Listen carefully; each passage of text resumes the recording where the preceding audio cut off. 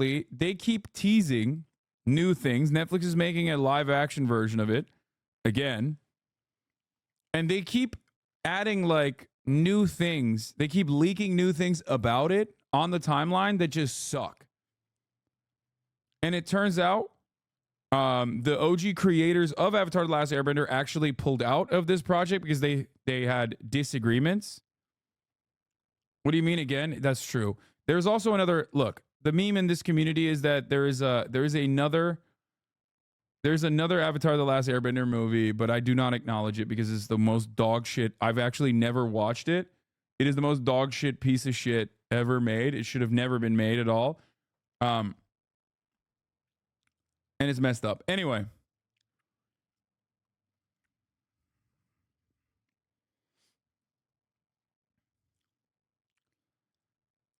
So, yeah, if you want to truly experience a masterpiece that's like really, really, really, really fun to watch and really feel good, I will suggest Avatar: The Last Airbender. The Korra series is also fine. The one that followed, it's not as good, but it's still decent. You know? To be fair, the creators made Legend of Korra, which is ideologically very anti-communist, sadly. I know.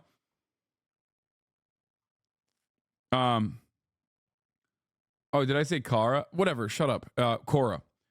And it is it is very liberal. But let's look at some of the idiotic things that have come out so far about it. One of the things that I saw that was inevitable was that made its way into my timeline that was very frustrating was this. Here, I'll read it out. Netflix pushed for the decision to remove Sokka's sexism from Avatar: The Last Airbender. Certain areas of Katara's character have also been removed, including some gender issues that didn't quite translate from the cartoon. Now, a couple things I want to point out here. People originally were very mad that this character wasn't like being portrayed by an actor who's indigenous. And obviously these characters are indigenous characters. Turns out he actually fucking is indigenous. And everyone just constantly fucking harps on shit like this. And it blows up on the timeline. So I looked into it. Okay. You want to know what's super sad about the situation? Not only is he actually indigenous, he's not from a tribe that is like acknowledged by the federal government, which is why, he's from a tribe that is not recognized by the federal government. That doesn't mean he's not fucking indigenous. Okay? People are so dumb. Yeah. Imagine. Yeah, he's like extra indigenous, okay? It's not recognized by any Cherokee nation. Listen, he's a fake Cherokee. It's a fake tribe. We don't recognize them. From what I understand, there are a bunch of tribes that are not recognized federally at all, partially because one, they've either been completely wiped out, or two, they never actually made deals with the federal government at all. So now it's just completely unrecognized, even if they are literally a part of even though they are indigenous. Anyway.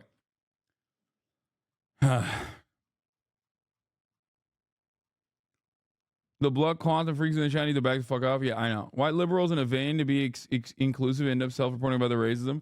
Yeah.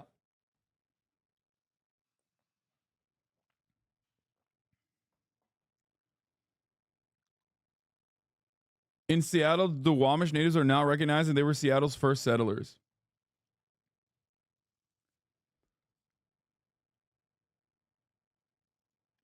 This tweet sums up my feelings. Yeah, I saw this, and we'll talk about that in a second too.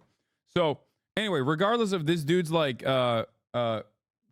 native background, okay, beyond this dude's like native background, okay,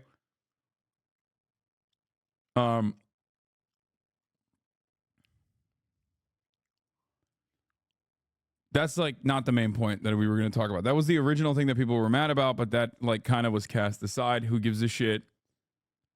Okay. But ultimately, Netflix apparently is pushed to delete like a fundamental part of Sokka's journey, which was that he was like sexist. And that was a part of his character development, like learning that he should not be, right? That's supposed to be character growth. I don't know if it's like the Netflix diversity team that is just like, no, you can't even show this at all, or what the fuck it is. Like, it has to be like a perfect child or something. It's just, I don't know. I think one problem is misogyny hits different when the actor's in his 20s and not 13, but he's portraying like a teenager ultimately. Okay. Anyway, here it is. So it's my fault. I knew I should have left you home. Leave it to a girl to screw things up. You are the most sexist, immature, nut-brained... I'm embarrassed to be related to you! Ever since Mom died, I've been doing all the work around camp while you've been off playing soldier! Katara? The entire point of Sokka's character being sexist is that it is a perfect way to explain what fucking sexism is. Okay? Sokka is a coward. He's a fool, but he's a man. And therefore, automatically, in a way that is not dissimilar to like Ben Shapiro's Lady Ballers, right? He thinks, because of his misogynistic tendencies, that he's automatically better than the female character, his sister, who is a very powerful waterbender, Katara. That's the whole point. And he just keeps getting his fucking ass beat by women until he realizes, like, never mind. This is like, I'm fucking dumb. Okay?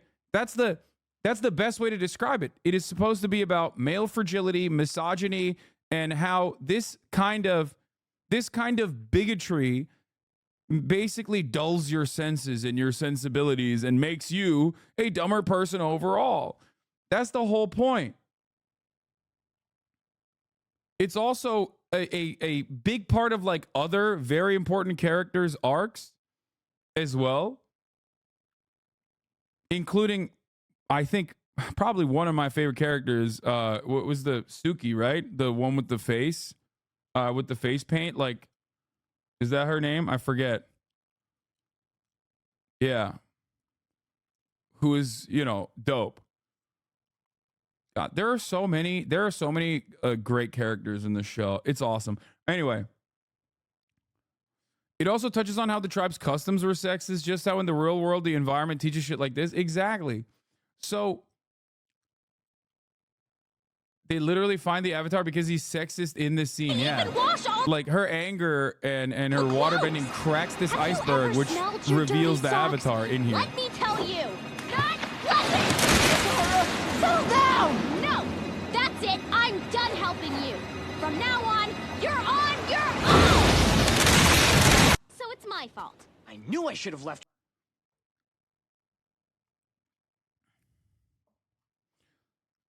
So that was one of the things that they said. They felt like a lot of moments in the original show were iffy. Yeah, it totally adds Eon Osli Sokka. There are things that were redirected just because it might play a little differently in live action. I think that there is not a lot of trust here with the team developing this now. That's the problem. Having the original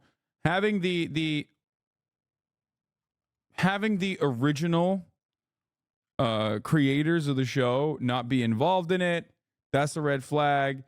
Having this be such a beloved franchise to begin with that they tried to remake in live action, that's already like riddled to the brim with red flags, considering that someone else has already tried to do this and it sucked. And then basically like neutering the characters. I don't know. I don't know what the fuck they're going for here, and it's very dumb, I think. As Entertainment Weekly notes, there are entire Reddit threads about Sokka's sexism discussing how the original Sokka prior to his character's journey would make remarks like, girls are better at fixing pants than guys, and guys are better at hunting and fighting. Yes, Sokka is supposed to be like a dumbass podcast bro. Okay? The fuck are we doing? That's like, there are people like this in the real world. This is a very real part of how human beings are.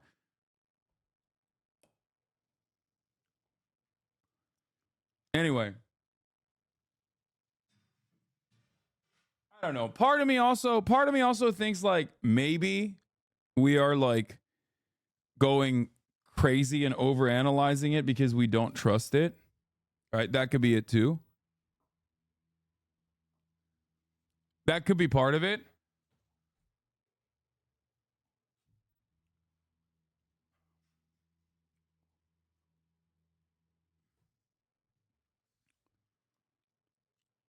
But yeah, overall, apparently the original creators fell out with the Netflix over these changes and putting ad breaks on the show. Oh my God. I thought you were literally talking about ad breaks for a second. That's such a good debate. Fuck you. You did the first one of the day. This is my thing.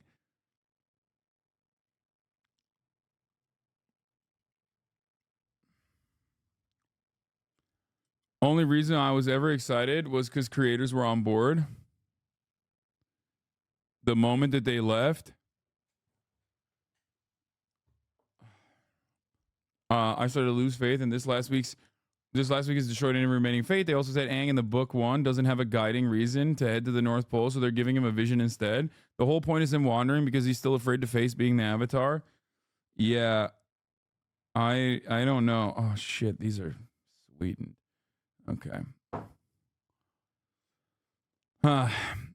We very well may be. They don't have to copy the OG script word for word to make it work. Hope it works. I don't think it's gonna work. Okay. I don't think it's gonna work at all. Because the show itself is like made for kids, but you can definitely consume it as an adult, if that makes sense.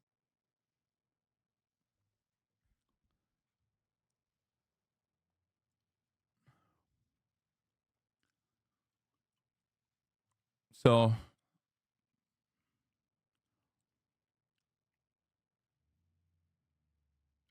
anyway, One Piece LA work is they listen to the source material and work closely with Oda. They did the opposite here. Avatar: The Last Airbender creators spent 2 years developing the live action adaptation for Netflix before they shocked fans by announcing their exit due to creative differences. Here's the 3-minute ad break now, by the way. Don't have a difference with that. Subscribe.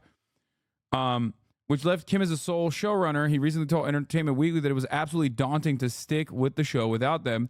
You'd have to be an idiot not to be intimidated a little bit, Kim said. My first reaction after Hell Yeah was, holy shit, do I really want to do this? Is there a way to improve upon the original? Whenever you tackle something that's already beloved by millions of fans, you have to ask yourself those questions. Yeah, I think a lot of these like IP recycle opportunities for people like this are oftentimes tackled by people who don't care about the source material, who don't love the source material, who are just in it for a buck to keep it a stack. Okay. And I think that is precisely what's going on. It's like you have to have negativity. You have to have racism. You have to have sexism. You have to have phobias of different variety because they exist in the real world. Like, you shouldn't add it on simply because you want to make a point or whatever, because then you're lecturing people and you're not actually you're lecturing people and you're not actually trying to make this to an enjoyable work, right? Yeah, ableism. All of those things exist in the real world. That's what makes art good. That's why you can't really fucking AI this shit, you know?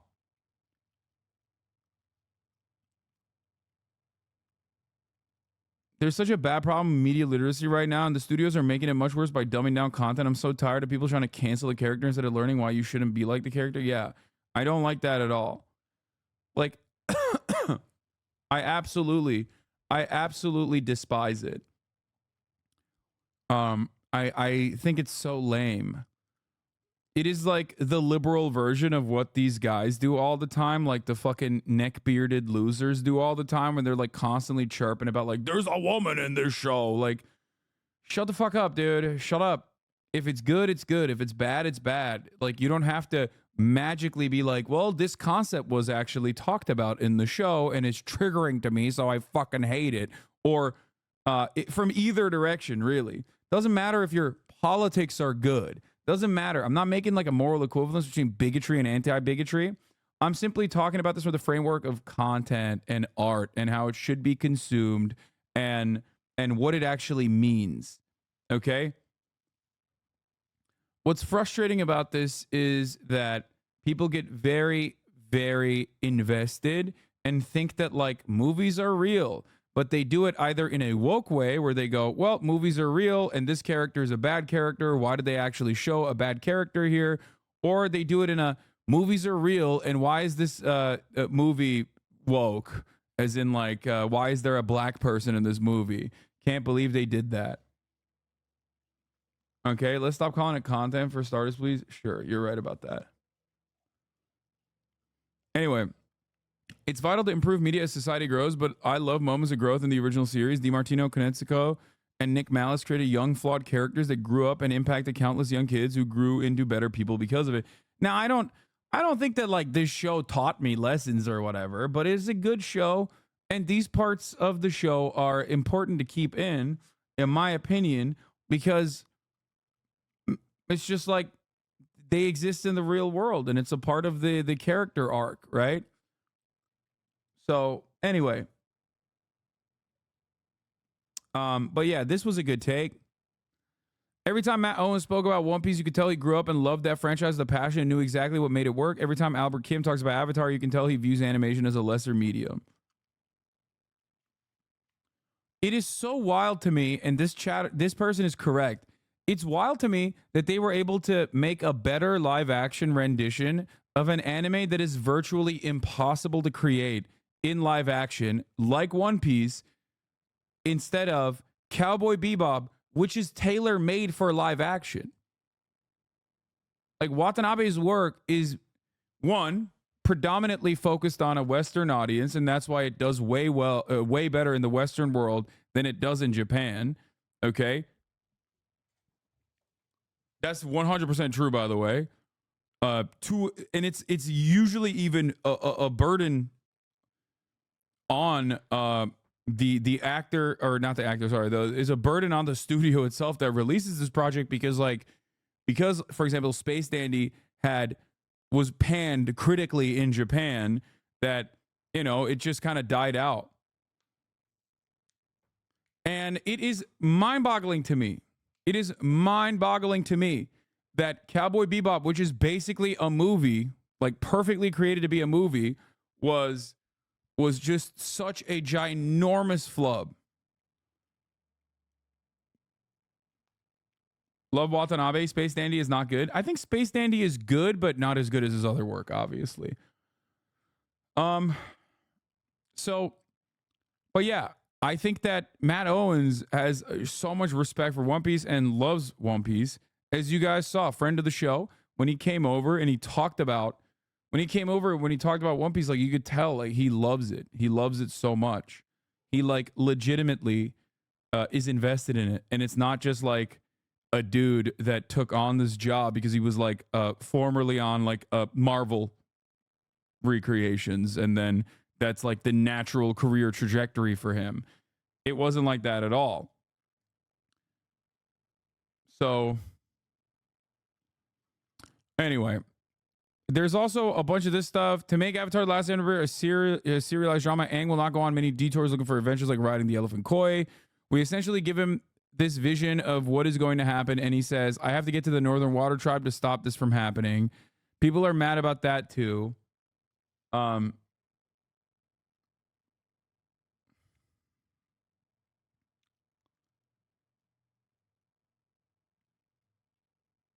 So, yeah.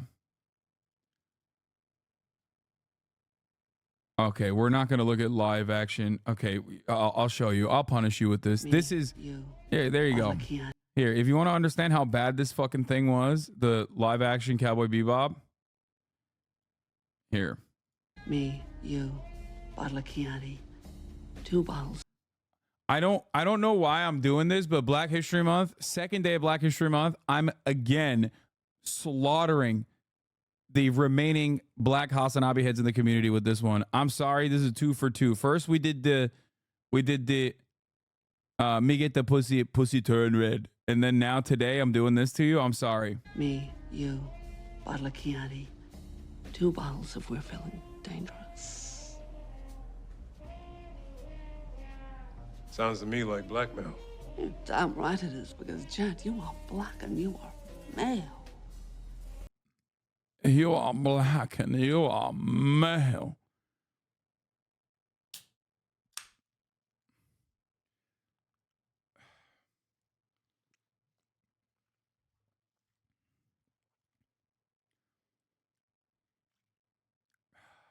It's so bad. It's like it is like this is what Vladimir Putin, the FSB suggested to Vladimir Putin that he should use that clip on Navalny, and he was like, "Niet, I can't. This is too much. Suka bliat, it's too much.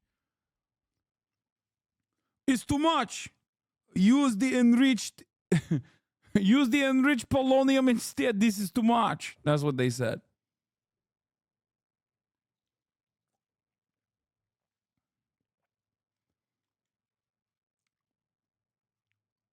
Anyway,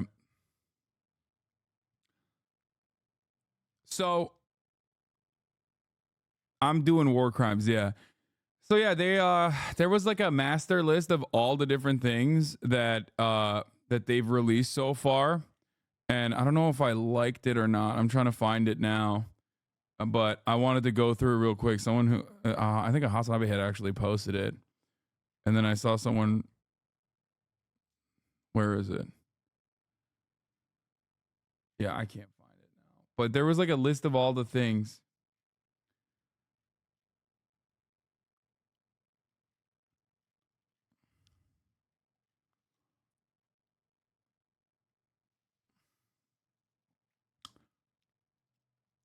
Random, but I miss when you were cool with Bruce Dio. I don't blame you for not being cool anymore though. Dude, I've never done anything to Bruce. Like I've never said a thing about him that was mean. Like I have no love lost. Like I've only been nice to him. If there is any love lost on that front, it's just entirely on his end. I've never said a damn single fucking bad thing about him ever. Okay?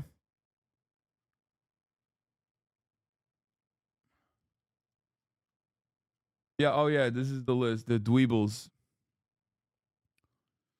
In the past few days, the Netflix Avatar The Last Airbender series has misinterpreted Sokka's sexism, misinterpreted Katara's nurturing role, misinterpreted Aang's detour, wants to make Avatar The Last Airbender like Game of Thrones. Every new thing I learn makes me lose faith. Please stop. I see this comment. The showrunner actually gives me hope that we will still see, despite Aang having all these responsibilities, he's still just a kid. I think that comment conflicts with Aang being determined comment, but ultimately the show is the final judgment. So yeah, it's just we'll see. I mean, I think we are making a mountain out of a molehill in many ways. Like I think maybe we're just getting so mad. Bruce has no problem with you, dog? I don't know why that chatter said that. Yeah. I mean, he has like, I think he's like been, I think he's like talked shit a little bit, but you kind of have to do that if you get a kick deal. Like it's literally a part of the deal, right? The jacket that I'm wearing is from Teddy Fresh.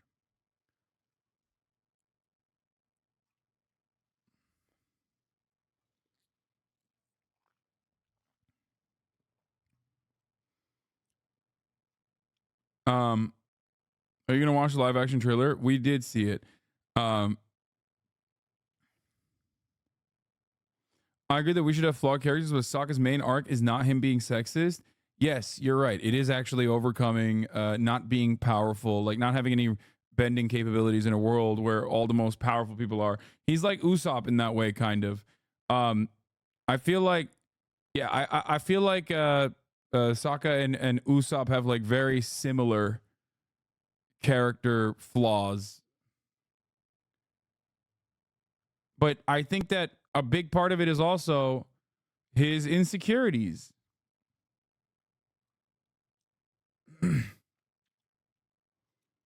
Aang's detours are crucial to his characterization. All right, anyway. So we shall see. We shall see what happens. The one saving grace of the show that I have seen so far, is that the bending goes hard. Okay? The bending goes super hard.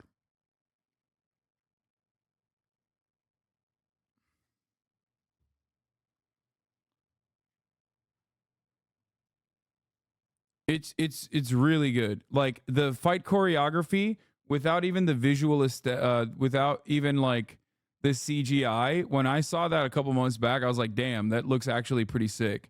So we'll see if that like carries in and of itself or not. But we'll see what happens.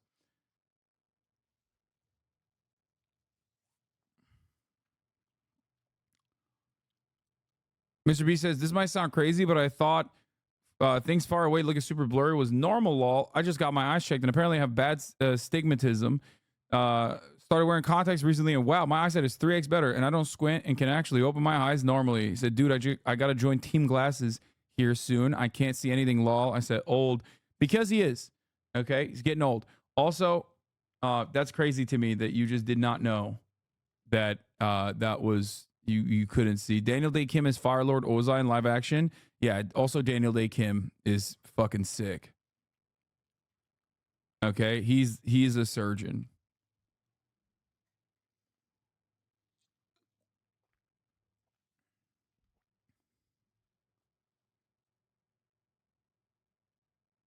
What is this psyop to get you to stop punching mannequins?